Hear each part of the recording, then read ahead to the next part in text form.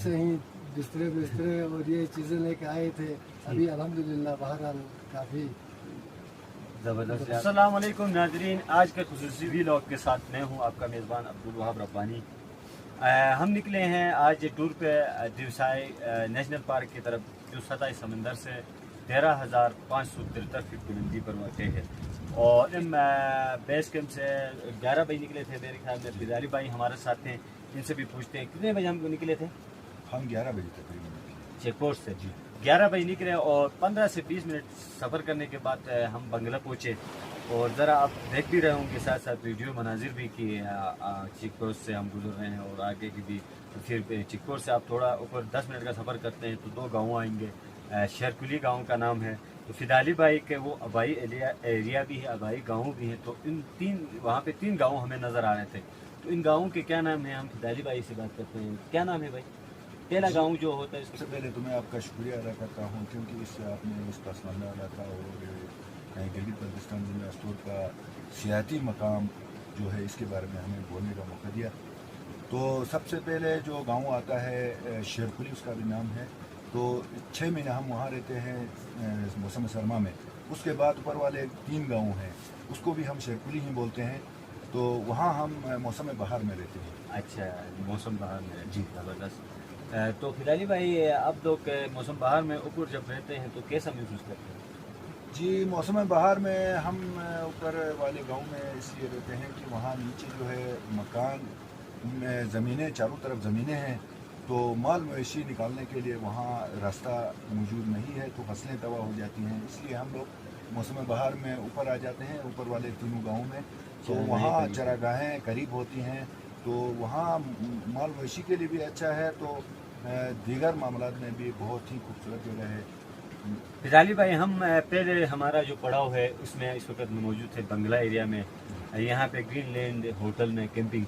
तो ऐसे green land hotel के बारे में आप क्या ख्याल आते हैं और आप कैसे मुतमईन हैं क्या इनके सर्विसेज से?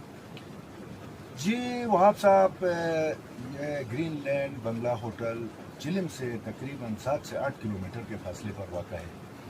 तो ये एक खूबसूरत तफरीही मकाम है। इन लड़कों ने अपनी मेहनत से यहाँ पर कैंपिंग होटल जो है बनाया है। यहाँ पर कैंपिंग होटल है जो घर जैसा माहौल है यहाँ पर, और ये खाना अच्छा बनाते हैं। और ये इनके पास तकरीबन देसी सिस्टम की चीज़ें आपको मिलेंगी। यहाँ पर आपको दही मिलेगी, लस्सी मिलेगी और देसी घी मिलेगा आपको। यहाँ पर हर किस्म के जो है यहाँ देसी जो इस इलाके में इस्तेमाल होती हैं चीज़ें जो लोग खाते हैं, वो यहाँ इन लोग ये यहाँ लाकर देते हैं। तो और यहाँ की एक ख़ास बात मैं आपको बताऊं, यहाँ से आप जब मगरिब की साइड पे देखोगे तो जब मौसम साफ़ होगा तो बड़े खुशकिस्मत होंगे वो लोग जो मौसम साफ़ होगा उनको ये नज़ारा मिलेगा।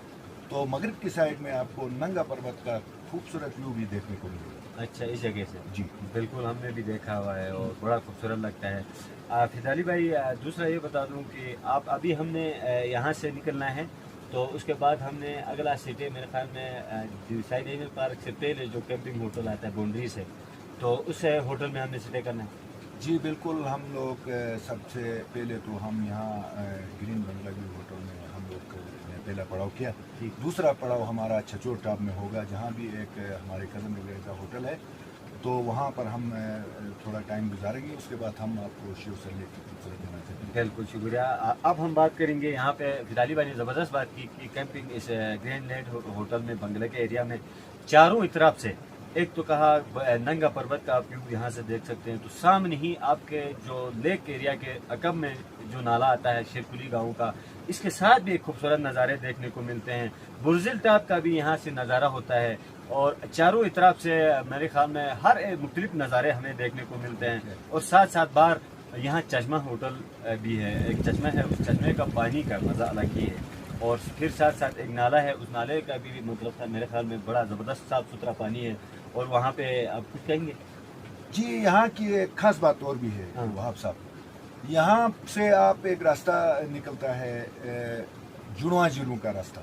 अच्छा, तो यही वो लड़के हैं जो यहाँ से आपको पहुँचा सकते हैं। वहाँ जुड़वा जिलों तक 2-2.5 घंटे की ट्रैकिंग है। बहुत ही खूबसूरत एरिया है वहाँ, 2 जुड़वा जिले हैं। तो वहाँ भी आप जाके वहाँ के खूबसूरत मनाजिर भी आप देख सकते हैं। ٹھیک، اب ہم بات کرتے ہیں یہاں پہ بنگلے میں بیٹھے تھے تو ہمارے ساتھ یہاں کا جو گرین لینڈ کا مینیجر ہے بنگلہ کیمپنگ ہوٹل کا رہبر صاحب، ان سے بھی تھوڑا بات چیت کرتے ہیں۔ شکریہ رہبر صاحب، آپ نے ہمیں وقت دیا۔ تو آپ یہ بتائیں کہ کب سے یہ سروسز دے رہے ہیں؟ بسم اللہ الرحمن الرحیم۔ عبدالوہاب بھائی آپ کا بہت شکریہ۔ تقریباً ہمارے لیے 7-8 سال سے اس ہوٹل میں کام کرتے ہوئے ہیں، تقریباً 7-8 سال ہو گئے۔ ٹھیک، 7 سے 8 سال۔ 7-8 سال ہو گئے ہم یہاں پہ سروس دے رہے ہیں۔ تو مطلب آپ نے اتنا مطلب انویسٹ کیا ہے، تو میں پہلے سالوں میں میرے خیال میں آپ کو نقصان اٹھانا پڑا، اب جو ہے تھوڑا گزارا ہو رہا ہے؟ بس پہلے 1-2 سال ہمیں کافی نقصان ہوا، اس کے بعد الحمدللہ ابھی بہرحال کافی ہم ترقی کر چکے ہیں۔ اچھا، پہلے ہم اپنے گھر سے ہی بسترے اور یہ چیزیں لے کے آئے تھے، ابھی الحمدللہ بہرحال کافی زبردست ہے، آپ لوگوں نے یہ سروس دے رہے ہو، قابل تعریف، اور آپ لوگ ایک شعور دے رہے ہو لوگوں کو۔ اور شروع میں بالکل ایسے ہی ہوتا ہے، کوئی بھی کاروبار اسٹارٹنگ میں بندے کو نقصان نہیں اٹھانا پڑتا، لیکن اس پر نہیں آ رہا۔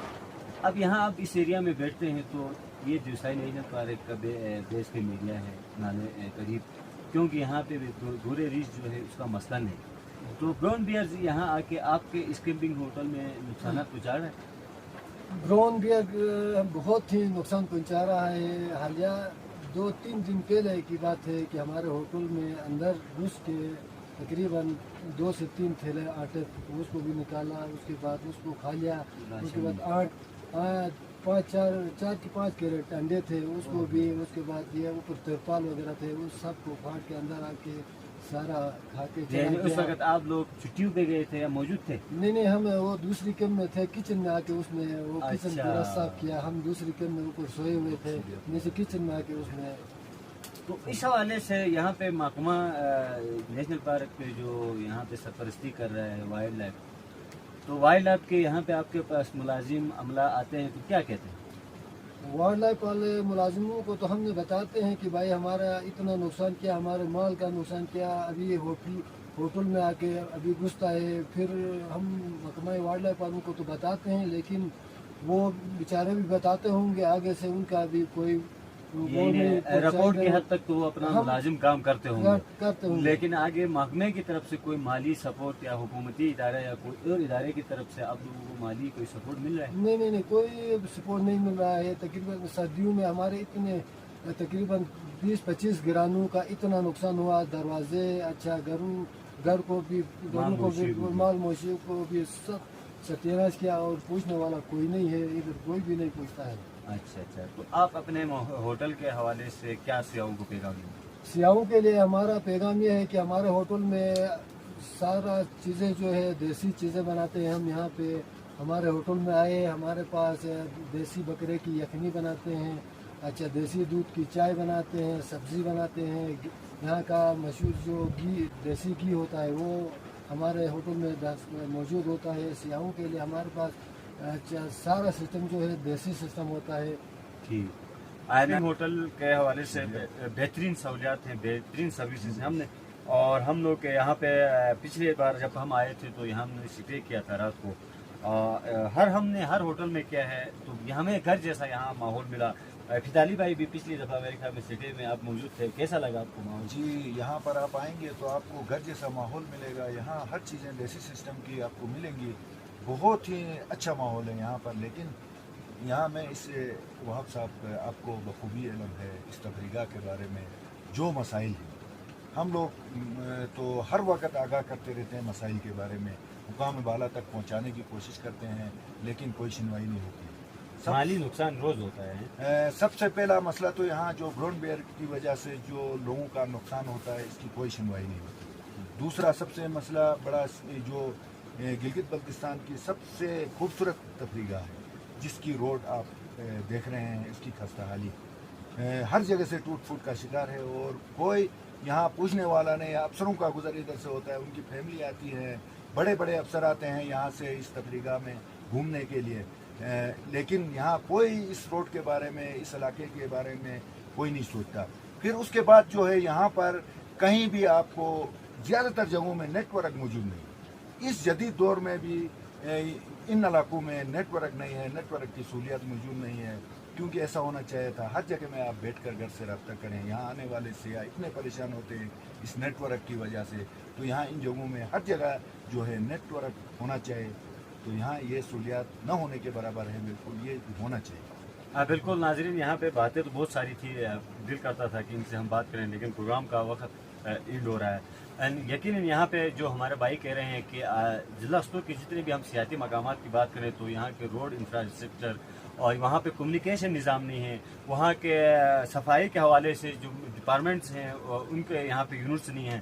سب سے اہم ایشو جو میں بتا دوں اسٹور کے سیاحتی مقامات میں, سب سے پہلے ایک تو کمیونیکیشن آ گیا اور روڈ انفراسٹرکچر آ گیا. دوسرا جو یہاں پہ اہم مسئلہ آ رہا ہے, خدا نہ کر رہا ہے کوئی بھی ناخوشگوار واقعہ یہاں پیش آتا ہے تو یہاں پہ ریسکیو یونٹس نہیں بنی ہوئے ہیں, اور اس کے ساتھ ساتھ فرسٹ ایڈ کے لیے یونٹس نہیں بنی ہوئے ہیں. تو حکومت کو یہاں پہ ریسکیو یونٹس بنانا چاہیے ہر سیاحتی مقامات پہ. اگر سیاحتی مقامات کے اندر ریسکیو یونٹس نہیں بنا سکتے تو کم از کم بیس کیمپ ایریا, سپوز کریں ہم ایک مثال دے دیں, جیسے ہم دیوسائی نیشنل پارک پہ آئے ہیں تو آپ بیس کیمپ چیلم میں جب جاتے ہیں تو یہاں پہ 2 اہم سیاحتی مقامات ضلع اسٹور کے جو سب سے زیادہ اس وقت ان دنوں میں سب سے زیادہ رش ہوتا ہے, دھومیل اور دیوسائی, اس کا بیس کیمپ ایریا میں کم از کم یونٹ بنائے. اگر یونٹ نہیں بنا تو عارضی طور پہ وہاں پہ ریسکیو کے ملازم بھرتی کیے گئے ہیں, وہاں سے کچھ ملازم کو یہاں پہ رکھیں اور ایک گاڑی ہائر کیا جائے. ہیلتھ کے حوالے سے یونٹس کی گاڑی ہوتی ہیں, موجود ہوتی ہیں, حکومتی سطح پر کوئی اقدامات نہیں ہے. یقیناً ضرورت اس عمر کی ہے کہ یہاں پہ اتنے سارے ہمارے وی آئی پیز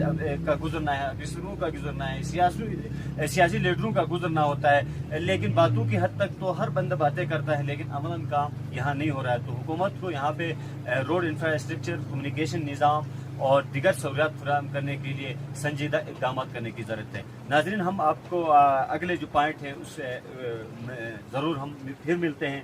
وہاں جا کے ہم جو ہمارا چھچور ٹاپ ہے وہاں پہ ایک کیمپنگ ہوٹل ہے, اس کے بعد ہم نے آگے لیک تک جانا ہے. تو اگلا ہم جو ہمارا سفر نامہ ہوگا وہ بھی ہم آپ کو اگلی قسط میں بتاتے چلیں گے. تب تک کے لیے اجازت دیجیے. اللہ